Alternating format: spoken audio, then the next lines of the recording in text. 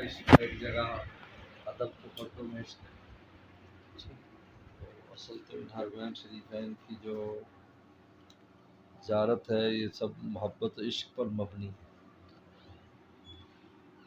لہٰذا مدینہ شریف میں، مکہ شریف میں زیادہ سے زیادہ اس بات کی سوچنے کی ضرورت ہے کہ ان دونوں شخصیات، دونوں ذاتوں کا ہم پر کتنا احسان ہے، کس قدر ان کا ہم پر احسان ہے، اللہ تعالیٰ کا بھی اور رسول اللہ صلی اللہ علیہ وسلم کا بھی، تاکہ ان کی محبت زیادہ سے زیادہ قلب میں پیدا ہو،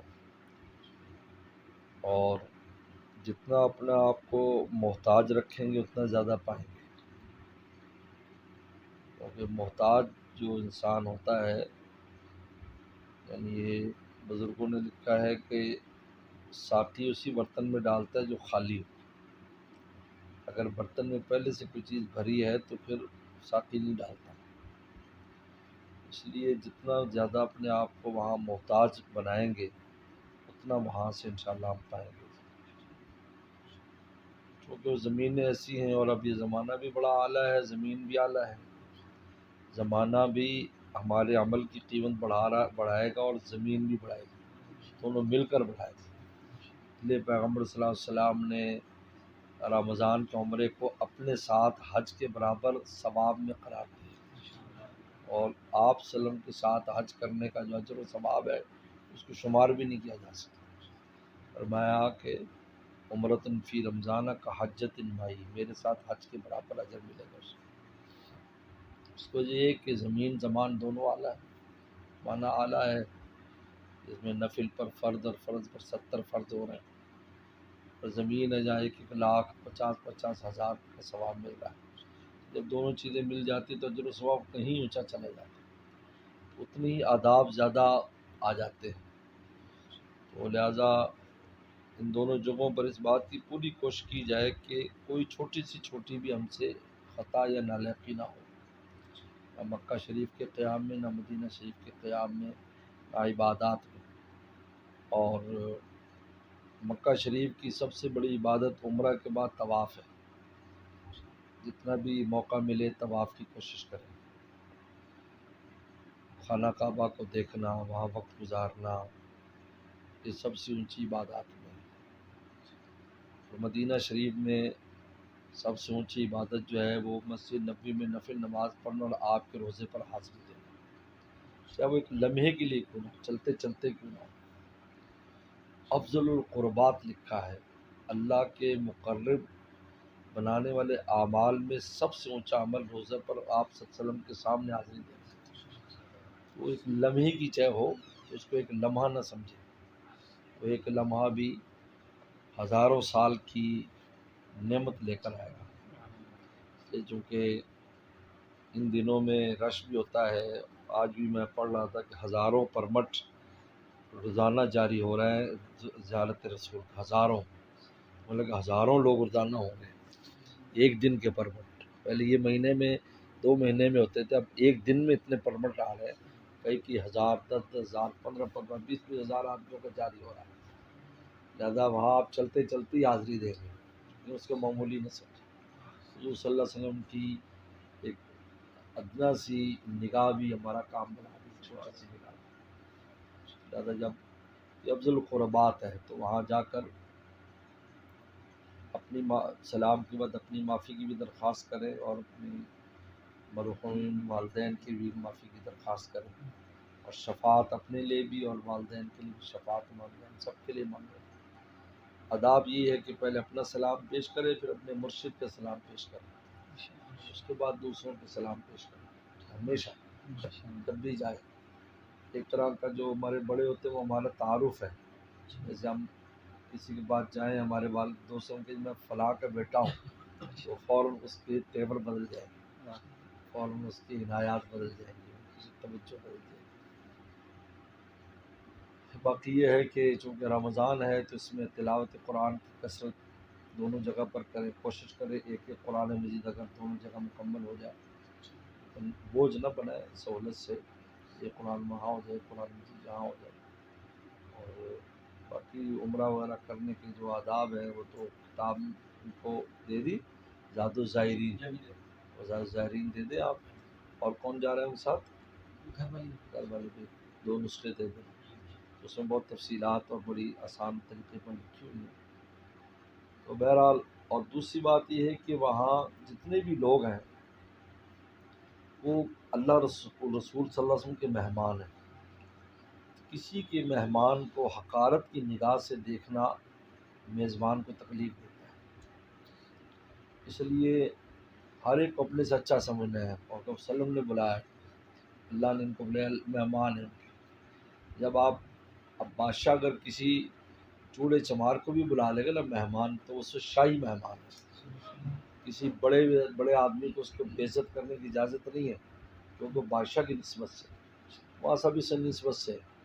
اب مکہ شریف میں اللہ تعالیٰ کے مہمان ہیں، اور مدینہ شریف اللہ رسول دونوں کے مہمان ہیں. یہاں ڈبل مہمانی ہے. وہاں اللہ کی مہمانی، اللہ رسول دونوں کی مہمانی. یہ مدینہ شریف میں الطاف، عنایات اور کھانا پینا ہر چیز بڑھ جائے گی مدینے، کیونکہ ڈبل مہمانی اس وجہ سے. تو اور کہیں بھی کسی پر بھی، یعنی خوشیوں کے خواتین ساتھ ہوتی ہیں تو دل کو بہت سنبھالنا ہے، آنکھ اور دل کی بہت حفاظت کرنی. میرے مرشد فرماتے تھے، اس جگہ پر جو آدمی آنکھ اور دل بچا لے، دل میں کسی کی حقارت نہ آنے دے، کسی سے کوئی واقعہ پیش آئے، خصوصاً عربوں سے کوئی آپ کیسی چیز پیش آ گئی، تو کبھی دل میں ایسا نہ لانے دے، بلکہ سوچے کہ رسول اللہ کے رشتہ دار. جب آپ کے رشتہ دار ہیں تو بھئی ہم کون ہوتے ہیں؟ میرے مرشد نے ایک دفعہ ہمیں فرمایا کہ ہم لوگ ایسی بات دے دی، عرب یوں کر رہے ہیں، عرب یوں کر رہے ہیں، فلانے یوں کر رہے ہیں. ہم یہاں آنے کے لیے زندگی بھر تمنائیں کرتے ہیں. کسی کی قسمت میں ایک ہی بار ہوتا ہے، کسی کی میں 2 بار، 10 بار، 20 بار. پھر جا کر ہم وہاں جاتے ہیں اور وہاں اپنے گناہ بخشواتے ہیں. عمرہ کرنے سے بھی گناہ بخشے جاتے ہیں اور حاضری سے بھی گناہ بخشے جاتے ہیں. فرمایا کہ جو یہ عرب یہیں وسلم کے رشتہ دار ہیں، یہ تو قسمت بھی آگے بخشوا لیں گے. تو ہم ان پر اپنے آپ کو قیاس کر ہی نہیں سکتے. یہ چاہے کتنے ڈوبے ہوئے ہوں، کسی وقت بھی آ کر حضور صلی اللہ علیہ وسلم کی وہ خدمت میں پیش ہو جائیں گے اور حاضری دے دیں گے. معافی کرا دو کہ معافی. مکہ شریف میں 7 چکر لگائیں گے، معافی. ہم لوگوں کو وہاں پہنچنے کے لیے کتنے پاپڑ بیلنے پڑتے ہیں، پھر جا کر توفیق ہوتی ہے. وہ بھی لبت جو رہتے ہیں وہاں پر ہیں اور آپ کے رشتہ دار ہیں. اس لیے پیغمبر اسلام سب سے پہلے مدینے والوں کی سفارش کریں گے، پھر مکے والوں کی، پھر طائف والوں کی، بعد میں ہماری باری آئے گی. اس لیے کسی کی حقارت، دل کو بہت سنبھالیں اور آنکھ کی بھی حفاظت کریں. میرے مرشد میں اگر آنکھ کسی پہ پڑ بھی جائے خدا نخواستہ تو پورے عالم کو حسن آیا ہوتا ہے. فوراً یہ کہے اللہ میاں یہ میری ماں اور بہن اور سب سے افضل ہے میرے لیے، کیونکہ یہ آپ کی مہمان ہے، تاکہ احترام کا رشتہ فوراً دل میں آ جائے کہ اللہ رسول آپ کی مہمان ہے، فوراً احترام. یہ تو اس وقت ہمارے ماں باپ سے بھی افضل ہے کہ آپ کے مہمان آئے، دل میں کوئی ایسی برائی نہیں آئی. اس لیے دل اور آنکھ کو بہت سنبھالے. بس یہ وہاں کی اہم چیز ہے. انسان کسی بار یہ کر دیا وہ کر دیا، چیزیں پیش آتی ہیں تو اس میں بھی ہماری آزمائش ہوتی ہے کہ آپ کتنے وہ ہیں. آپ کو دھکا بھی لگے گا، آپ کو دھکے بھی لگیں گے، دھکا دے گا، سختی کرے گا. اب دیکھا جائے گا. بھی آپ میرے مرشد کو دوستوں نے کہا کہ ابھی آپ حاضری دیتے، رات عشاء میں ہم پہنچے. ہم نے فرمایا کہ یہ تو آداب کے خلاف ہے، انسان تھکا تھکایا حاضری دے، فریش ہو کر حاضری دیں گے. یہ ادب ہے کہ نیا جوڑا پہنے اور بالکل جو ہے نا وہ نہا دھو کر حاضری دے، جلدی نہ کرے. ہاں اگر جیسے آپ پہنچ گئے نماز ٹائم تو مسجد میں نماز پڑھ لیں، لیکن روزے پر حاضری کے لیے پوری تیاری کر کے جائیں، فریش ہو کر جائیں. اگر مجھے وہاں گھنٹوں بھی بیٹھنا پڑا تو گھنٹوں بیٹھ جاؤں، ٹھیک ہے. تو پھر کہا کہ جی فجر کے بعد انہوں نے فرمایا، تو حضرت کے خادم میر صاحب رحمۃ اللہ نے کہا کہ حضرت فجر کے بعد تو وہاں پر رش بہت ہوتا ہے تو دھکے لگیں گے. تو فرمایا بھائی محبوب کے در پر جب عاشق دھکے کھاتا ہے اس کی عنایات بڑھ جاتی ہے. دیکھو میرے خاطر کیسے دھکے کھا رہا ہے، تو وہی گئے اسی میں دھکے لگے، دھکے لگ رہے دھکے لگ. لیکن ان بڑوں کی باتیں تو بڑی ہیں، کھڑے کسی کو نہیں ہونے دے رہے، لیکن جب حضرت آئے تو وہ جناب ایک سپاہی آ گیا اور آگے کر کے کھڑا کر دیا، اور حضرت کتنی دیر کھڑے رہے. یہ عجیب ہے، باقی سب جا رہے ہیں لیکن وہ حضرت کھڑے ہیں، اور پیچھے ہم لوگ بھی چھپ کے کھڑے ہوئے تھے، حیران ہو گئے. وہ تو خیر معاملات اندر سے چلتے ہیں ایسے. بہرحال یہ اس وجہ سے ان سب آداب کا، اور یہاں سے کثرت سے استغفار کرتے جائیں. آپ نے سیدھا مکہ جانا، مدینہ سے جانا؟ پہلے مدینہ. تو آپ جو نا درود شریف اور استغفار کثرت سے کریں. تو میرے مرشد فرماتے تھے کہ برتن تو ہمیں خود یہیں مانج لینا چاہیے، 2 رکعت توبہ پڑھ لیں یہیں سے، اللہ میں معاف کر دے، تاکہ وہاں جاتے ہی ساقی ڈالنا شروع کر دیں.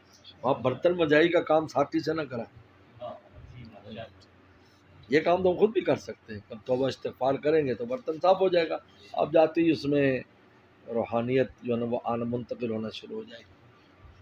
تو اس لیے بہرحال یہ سارے آداب ہیں، انشاءاللہ ان کا خیال کریں. باقی کوئی چیز پوچھنی ہو تکلف نہ کریں، اور فوراً میسج کر دیں جی یہ اس میں کیا کرنا ہے کیا نہیں کرنا ہے، کوئی بات سن میں نہ آئے، تاکہ ہر شے اعلیٰ طریقے پر ادا ہو، کسی جگہ کوئی گنجلک نہ رہے.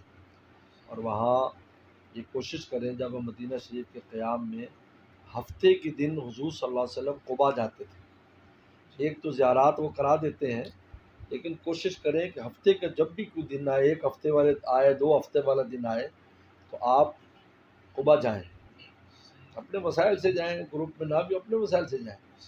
قباء میں اشراق کے بعد وسلم جاتے تھے، 2 رکعت پڑھتے تھے. اور ہم فرمایا جو 2 رکعت قباء میں گھر سے وضو کر کے آئے اور وہاں جائے، فرمایا کہ اس کو عمرے کا ثواب ملے. اور جمعرات کو پیغمبر السلام سید الشہداء جاتے تھے، اور پارجاں شہداء ہیں، وہاں ان کو سلام پیش کرے، سلام پیش کر کے کچھ دیر خاموش کھڑا رہے، اس کے بعد پھر جو احسان ثواب کر کے دعا کرے، وہاں پر ان کے وسیلے سے دعا کرے، اللہ تعالیٰ سے مانگے.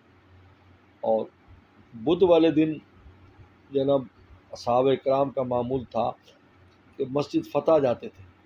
مسجد فتح جو ہے یہ مسجد جہاں 7 مسجد ہیں، 7 مساجد، جہاں سے خندق کھودی گئی تھی، وہاں 7 کیمپ تھے. ان 7 کیمپوں میں رسول اللہ نماز پڑھایا کرتے تھے، یہاں پڑھا دی وہاں پڑھا دی. ان کے نام سے مسجدیں بنا دی، مسجد صدیق اکبر، مسجد ابو ذر غفاری، مسجد سلمان. ان میں ایک مسجد فتح ہے، وہ پہاڑ کے اوپر ہے، جہاں حضور صلی اللہ علیہ وسلم کی جب 20 دن جب محاصرہ رہا غزوہ خندق میں، تو بدھ والے دن ظہر کے بعد دعا قبول ہوئی. تو بدھ کو زور کے سے عصر کے درمیان کا جو وقت ہے، وہ وہاں عجیب قبول دعا کا وقت ہے. میں کبھی ہم نے ناغہ نہیں کرتے، جو مانگیں گے مل جائے گا وہاں پر. اب بھی لوگ آتے ہیں. حضرت جابر بن عبداللہ رضی اللہ تعالیٰ عنہ کا ہمیشہ سے معمول رہا، ہمیں کوئی مشکل ہوتی تو ہم بدھ والے دن زور کے بعد وہاں چلے جاتے اور دعا کرتے. اب مسجد ماشاءاللہ کھول دی، پہلے بند کی تھی، اس دفعہ میں گیا تو مسجد کھلی تھی، اندر نماز پڑھی، اور اس کو رینوویٹ بھی کر رہے ہیں، اور کو لوگوں کے لیے آسانیاں کر دی جاؤں. تو یہ کتاب میں بھی میرے لکھی ہیں ساری چیزیں. تو وہ دن بار بار بھی آئے تو ضرور نہیں کہ لوگوں کے ساتھ جائیں، آپ اپنے ساتھ اپنے طور پر چلے جائیں. کیا مشکل ہے، ٹیکسی لیں گے، 5-10 ریال لے گا، آپ کو قباء لے جائے گا، بس سید الشہداء لے جائے گا، وہاں خود ہی سارا کچھ کر سکتے ہیں آپ. اور باقی جو ہے وہ مسجد نبی میں تو جیسا ہے وہ اپنی نماز وغیرہ جو بھی ہے پر ادا کریں، اور روزے پر حاضری کی کوشش کریں، روزانہ پر ہمیں ملتا رہے، جتنی بھی حاضری ہو جائے. روزانہ کی بنیاد پر بھی پرمنٹ مل رہا ہے، لیکن وہ بکنگ کرانی ہوتی ہے اس کی. ہاں جی، وہ ایپ جو ہے نا توکلنا ایپ آپ کو شاید وہاں پر کرنی ہوگی، یا اعتمرنا یا توکلنا، یہ 2 ایپس ہیں. جو ایپس جو ہے نا وہ آپ کے اس میں ڈاؤن لوڈ ہو جائیں گے، اس سے پھر وہ اعتمرنا سے عمرہ روزہ سب کی بکنگ ہوتی ہے. بہت آسان ہے، وہ مشکل نہیں ہوتا. میں دیکھتا ہوں اگر میرے پاس ہے، اگر میں نے ڈیلیٹ نہیں کی تو وہ اس سے آپ کا وہ سارا کام ہو جائے گا. ہاں جی.